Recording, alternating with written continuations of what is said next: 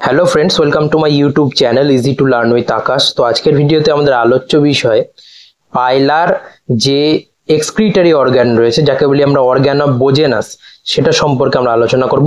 তো organ of বোজেনাস পাইলাতে থাকে, এবং পাইলার ক্ষেত্রে যদি দেখি তো পাইলা হচ্ছে একাধারে অ্যামোনোটেলিক এবং একাধারে হচ্ছে সেটা ইউরিকোটেলিক। অর্থাৎ পাইলা যখন অ্যাকোয়াটিক হ্যাবিটেটে থাকে তখন তারা অ্যামোনিয়াকে এক্সক্রিটারি প্রোডাক্ট হিসাবে কিন্তু বডি থেকে সেটাকে এক্সক্রিটারি ওয়েস্ট হিসাবে সেটা কিন্তু রিমুভ করে, এবং যখন তারা টেরেস্ট্রিয়াল হ্যাবিটেটে থাকে তখন তারা কি করে, ওই অ্যামোনিয়াটাকে ইউরিক অ্যাসিডে কনভার্ট করে এবং সেটাকে ইউরিক অ্যাসিড ফর্মে বডি থেকে বের করে। অর্থাৎ তারা একাধারে অ্যামোনোটেলিক এবং একাধারে ইউরিকোটেলিক। তো পাইলার ক্ষেত্রে যদি আমরা অর্গান অফ বোজেনাসটা দেখি, তাহলে এই যে পোর্শনটা আছে, এই পোর্শনটা হচ্ছে অর্গান অফ বোজেনাস। এই যে দুটো চেম্বার আছে, এই দুটো, তো এই পোর্শনটা অর্গান অফ বোজেনাস পাইলার ক্ষেত্রে।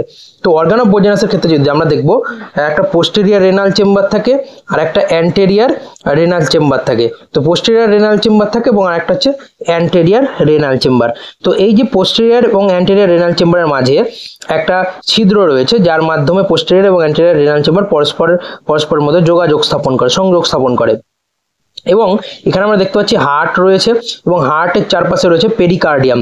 তো এই পেরিকার্ডিয়াম রয়েছে হার্টের চারপাশে, আর এখানে পোস্টেরিয়ার চেম্বারের কাছে কয়েলড ইন্টেস্টাইনটা রয়েছে। তো এই যে পোস্টেরিয়ার রেনাল চেম্বারটা একটা রেনো পেরিকার্ডিয়াল অ্যাপারচারের থ্রুতে পেরিকার্ডিয়ামে ওপেন হয়। আর অ্যান্টেরিয়ার রেনাল চেম্বারটা কোথায় ওপেন হয়? অ্যান্টেরিয়ার রেনাল চেম্বারটা একটা অ্যাপারচারের থ্রুতে তো পোস্টেরিয়ারের সঙ্গে ওপেন হয়, আর একটা অ্যাপারচারের থ্রুতে কোথায় ওপেন হয়?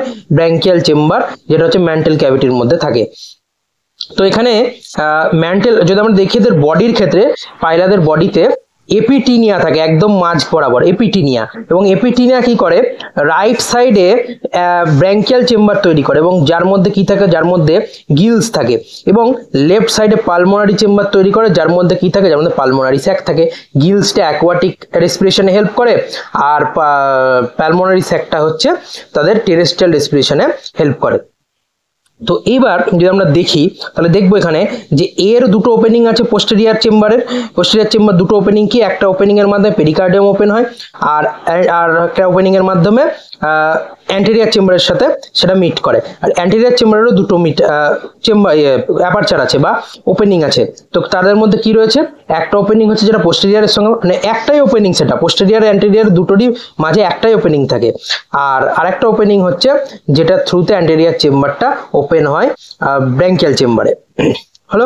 তো এবার পোস্টেরিয়ার চেম্বারের ক্ষেত্রে যদি দেখি, তাহলে আমাদের কি করতে হবে? যদি আমাদের নাইট্রোজেনাস ওয়েস্ট প্রোডাক্টটা পাইলার ক্ষেত্রে কি করতে হয়? পাইলাকে যদি সেটাকে বডি থেকে রিমুভ করতে হয়, তাহলে কোথা থেকে রিমুভ করবে? সেটা নিশ্চয়ই রিমুভ করবে তাদের যে ব্লাড, সেটা থেকে।